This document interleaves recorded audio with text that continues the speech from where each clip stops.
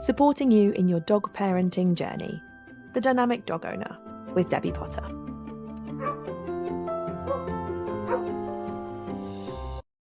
Hello and welcome to this week's episode of The Dynamic Dog Owner, the podcast designed to support you, the dog parent, in your dog parenting journey.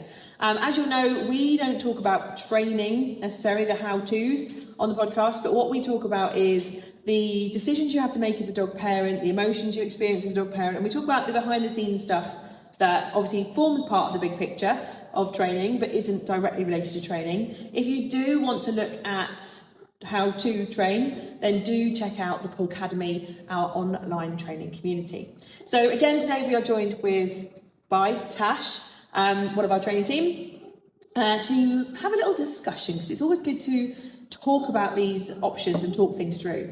So today's topic, we're going to be talking about enrichment, and the kind of classic enrichment that we first hear of, and whether enrichment is a game changer, so whether it's really useful for life with a dog, or whether it's a little bit of a gimmick.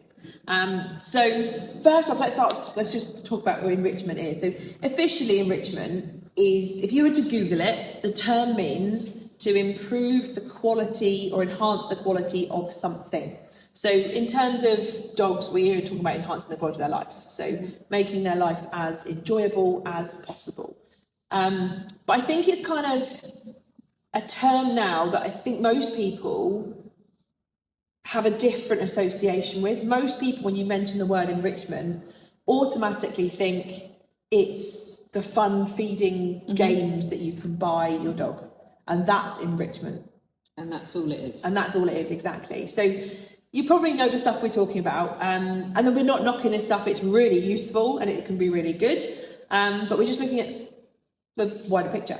So the stuff we're talking about is like your plastic stuff you buy from the pet shop. A lot of it's got like holes, twisty bits, pockets to put food in. And basically it's a big like food treasure hunt for your dog.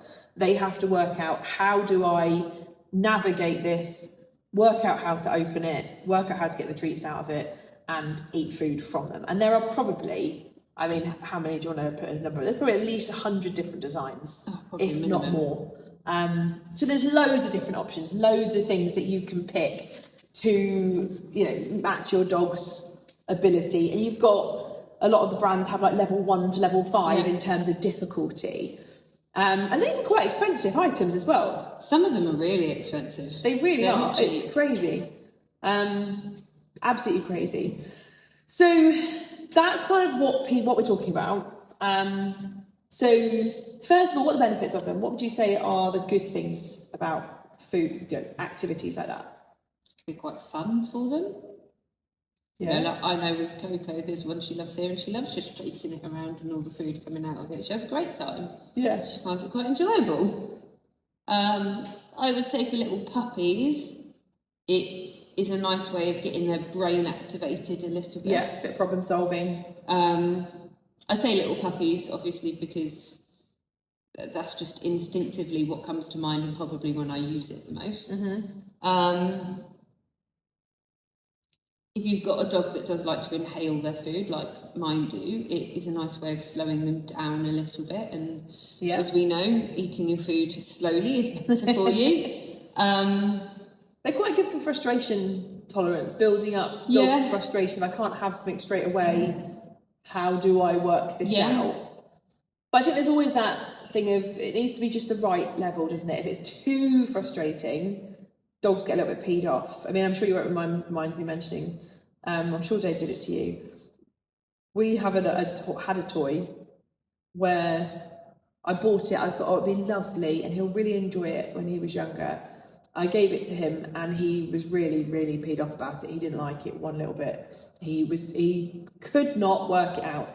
And I think was it you that tried to help him once and he bit your fingers, bit your toe? Possibly. He did bite my toe once, I mean, not bite, like no, lose a toe, but he snapped at your feet because he was so angry and frustrated by this toy and he just couldn't do it. And I think, generally when anyone went to try and help him, he'd be like, fuck off.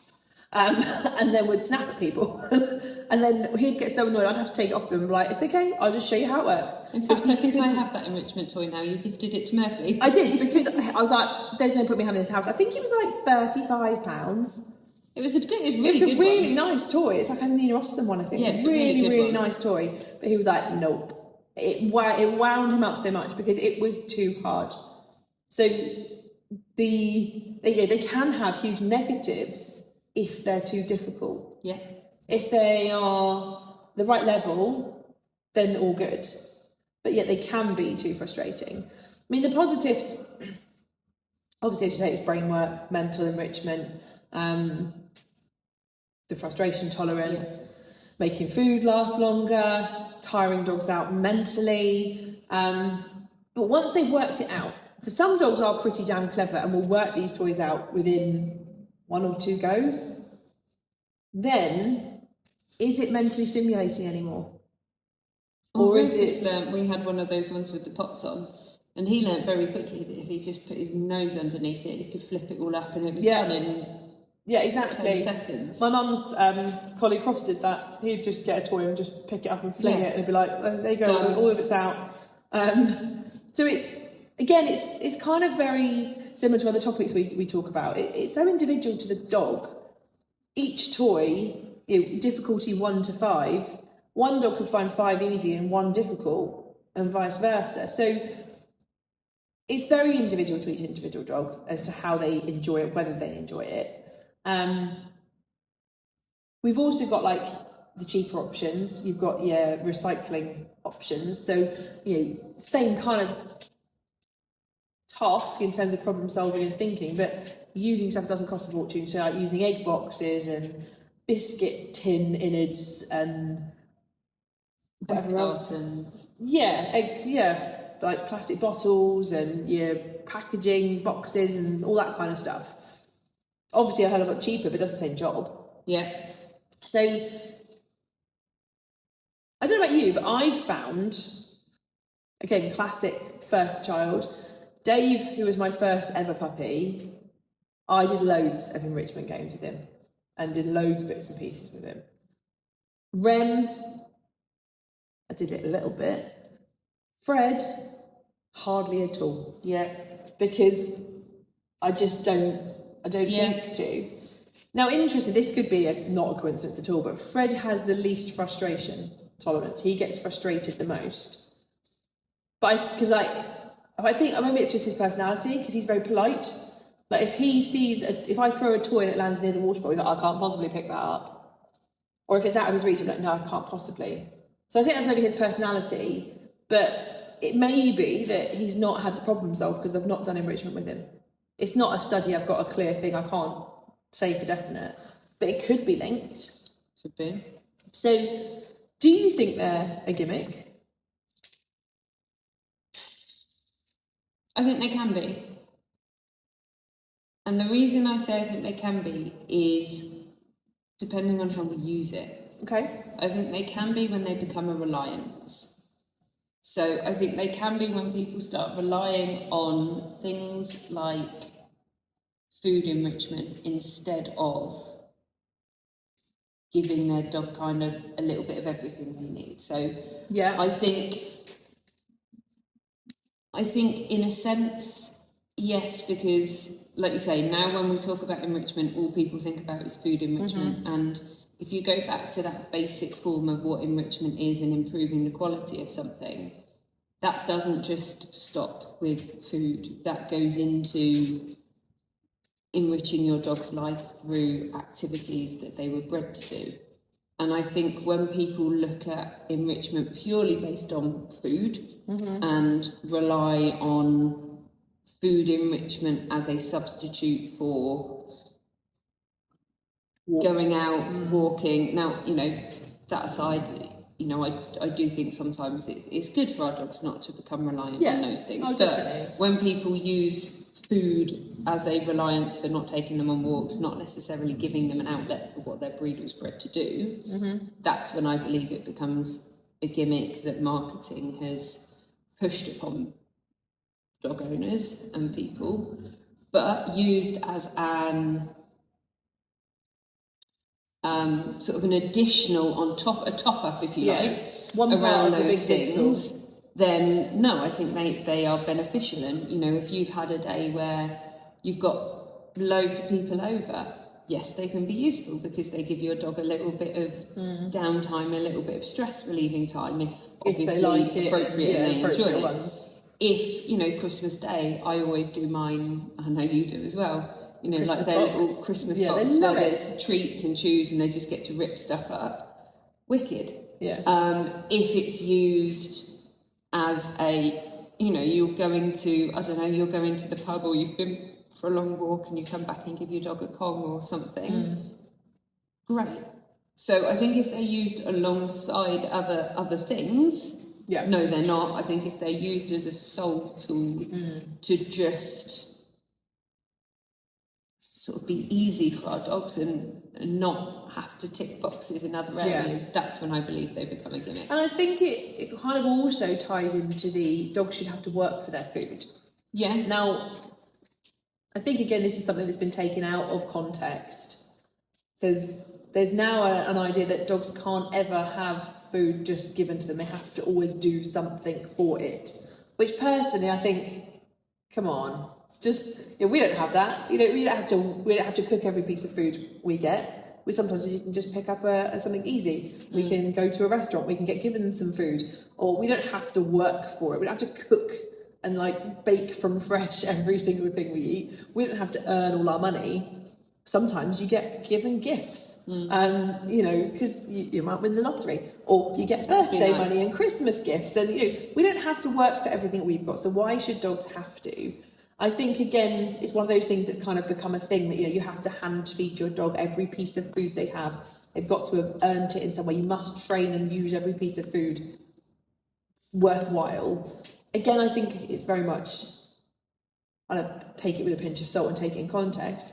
Yes, we can use some of their food for training and for games and activities, but there's nothing wrong with them just getting handed a bowl of food and saying, here, eat it up. Because why should they have to work for everything they get? And I think sometimes that enrichment kind of, or the fun feeding kind of activities, people assume they have to make their dog work for everything. Yeah. Which then in turn can increase your stress levels and, just the well-being of a dog. So, to your point, it's one part of the puzzle. It's one part of what we can do. And there's nothing wrong with it. Absolutely not. I would definitely encourage people to do it because it is good. It is great for dogs. It's fun. It does tire them out. It's great for, your hot weather days where it's not safe to take 100%. them out. It can be really enjoyable. But there's so many other things we can do that don't rely on games and activities for your dog. So we talked about it already, the enrichment. Enrichment is whatever enhances quality of life. Yeah. So that can be replicating the predatory motor pattern with food. So obviously I don't know if we mentioned the predatory motor pattern much on the podcast before, but basically it's the process dogs would have had to go through to get food before they started living with us and got handed it in a bowl. So, the sniffing, the hunting, the chasing, catching, killing, all of that process that dogs would have potentially had to do to find food, it's us replicating that. And the enrichment activities do one part of it. They don't do all of it. But letting them follow sniffs on a walk, it's like the easiest, cheapest form of enrichment possible, just letting them sniff, because that is enhancing the quality of their life. But it's something often you see people not doing. No. Or dragging them away from smells because they're in a hurry. Busy and we have somewhere we need to be. Yeah, exactly. So it doesn't always have to cost money. No. And it doesn't always have to be anything fancy. It can just be letting them sniff.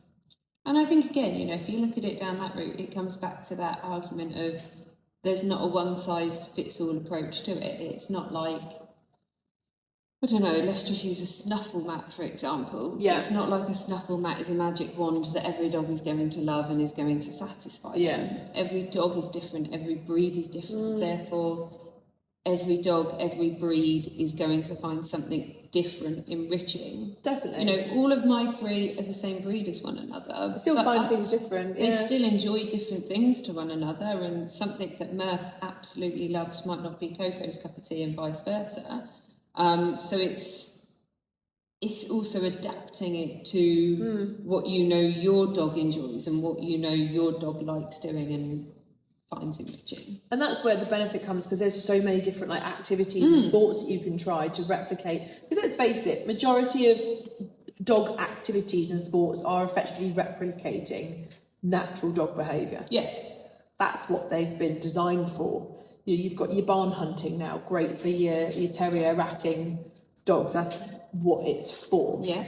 You've got scent detection, so great for any dog who wants to sniff. Or high breed dog, high energy dog. You've got sheep balls for your collies. Hoopers is great for collies, having to think and move and outrun and travel. What else? You've got your fly ball, which is obviously good for dogs that want to run. You've got obviously your gun dog work. Gun dog work for replicating breed specifics. Trying to think what else there is. There's loads of different things. Like rally and obedience. Yeah. For those dogs that really like the kind of really thinking, precision. There's so much out there, but it is all about giving outlet to dog. And sometimes we try and make it a bit too fancy than it needs to. Yeah. Because, I mean, to me, enrichment is not just, as I say, about the food aspect or even, replicating what they're supposed to do. It's just about them having choices.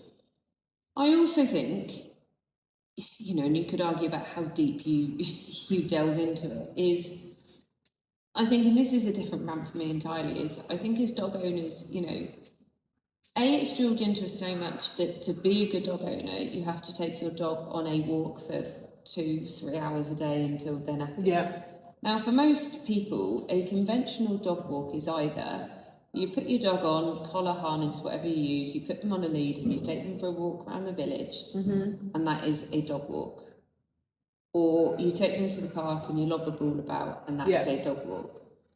Actually, when you then start looking at it in more detail, I mean, I know Rem obviously loves a street walk, but if you start looking at, if you kind of just look at it and go, well, what is enriching necessarily about going on a lead and walking down a path in a village that is enriching for our dogs? Because, like you said, most of the time we're doing it because we've only got 20 minutes. So they're not getting that opportunity to stop and sniff. Now, if you flip it on its head and go, actually, well, I'm going to take my dog around the village for a walk and I've got all the time in the world and we're going to sniff everything you want, suddenly it becomes a bit more enriching. Going and lobbing a ball around a park, for me is a ranty topic that I could rant about for hours anyway, is my dog, my eldest, loves a ball and will chase a ball all day long. But it's not Is it enriching? It's more yes, in the sense obsessional. that he enjoys it. I would say it's enjoyable for him. I wouldn't necessarily say it's enriching for him because it's not kind of tapping into anything for him. It's an obsessive thing. So, but hide that tennis ball and the game changes completely. I would say I don't really walk my dogs very often, and people always look at me like I'm a bit weird. But they come here, they get to have a good sniff about. We do training. They have at least one formal sort of class each. We then do gun dog training for me, for mine, outside of that. That, for them, is far more enriching than me putting Murph on a lead and taking him to a village fete because I want to go. Because he couldn't think of anything worse than going somewhere where there's people. But conventionally, as a dog owner, I should be putting my dog on a lead and taking them for that conventional walk, but it's not enriching for him. And let's face it, a lot of the problem behaviours that people see with their dogs and want to fix with their dog come from trying to get their dog to fit to the human life rather than giving the dogs what they need.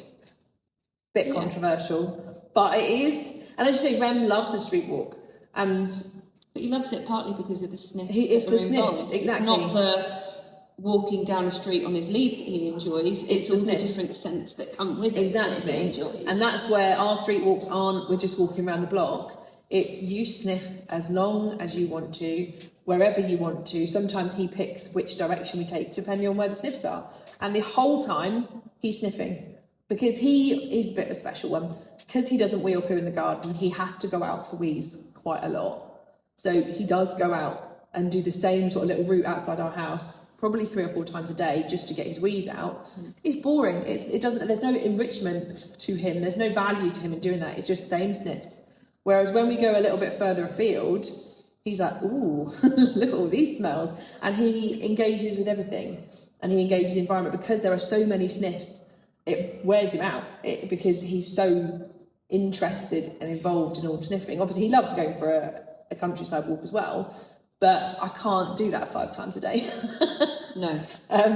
But he, again, because he's that working line dog, he needs more. If I just, like my other 2, are very happy just coming to the work field and pottering around for half an hour. That's them for the day. They're well happy. Rem goes, what next? But if I spend 5 minutes at the end just doing some activities in terms of hunting for tennis balls, a little bit of training, then he's tired, then he's satisfied. So enrichment is about meeting the dog, isn't it? Yeah. Where they need. And what's enriching for one isn't enriching for another, which is why we have to kind of look at the bigger picture of what each dog needs. Whether you're individual with your one dog, whether you've got 3 dogs, just because everybody else is doing that with their dog, it doesn't mean it's going to work for yours, or yours isn't necessarily going to like it, because every dog is so different. And I think that's also where we need to look at, enrichment is a blanket term. It doesn't refer to just feeding your dog through a toy.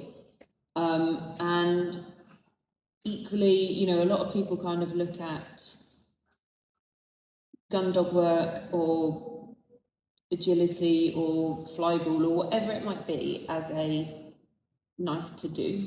And you don't have to spend money necessarily to do these things. It's not sat here saying you have to go and spend money to a trainer to go and do gun dog or to go and do flyball or to go and do agility. You can replicate a lot of this at home or on your walks. Yeah. But you just need to know how.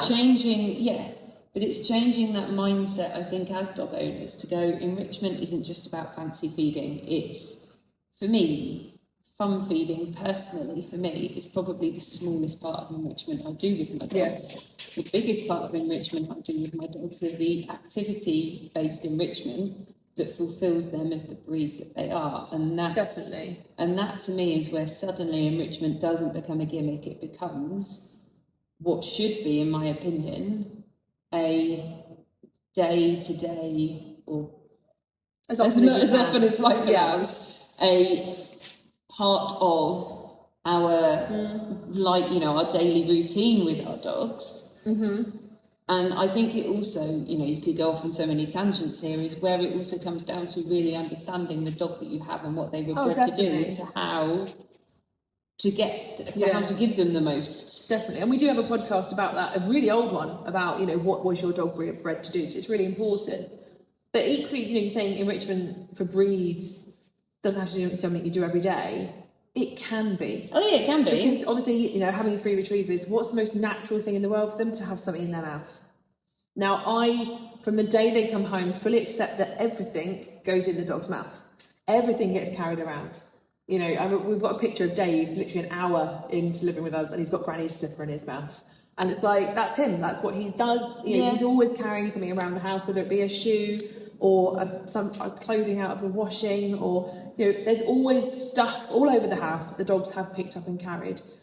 It doesn't bother me in the slightest that they pick stuff up, because it's in their breed to pick stuff up and carry it around. But so many people would see that as being a naughty thing for a dog to do and discourage it, thinking, they're going to damage my stuff. But they're not. They're just trying to perfect and perform a natural breed job. And actually letting them do it is going to help improve life. I know when Rem gets stressed, and let's face it, he gets stressed quite a lot. He seems to have had a little aggression recently as well. I thought he was all on the up since he hit 6, and he seemed to have, having a bit of a weird moment. But all he needs is something in his mouth, which is where, his hold cue needs a bit of work, because he gets excited and he can't perform it as well. But I'm basically just handing him stuff, saying, hold this in your mouth. The second he's got something in his mouth, he calms down. So enrichment can be as part of daily life for your breed, depending on what it is. Yeah. Some things are definitely easier to incorporate in day-to-day life than others, 100%. And I've said before, the reason I have retrievers is because I find their breed needs, excuse me, I find their breed needs the easiest to fit into my daily life. It's why I'd probably never leave retrievers, because, as I've always, I've said it before on the podcast, if I had I don't know, what else, what other dog could I have? A collie. I can't fulfil that need every day. I know I can't. I don't have anything for you to herd. I don't go out into big spaces and I can't get you to outrun.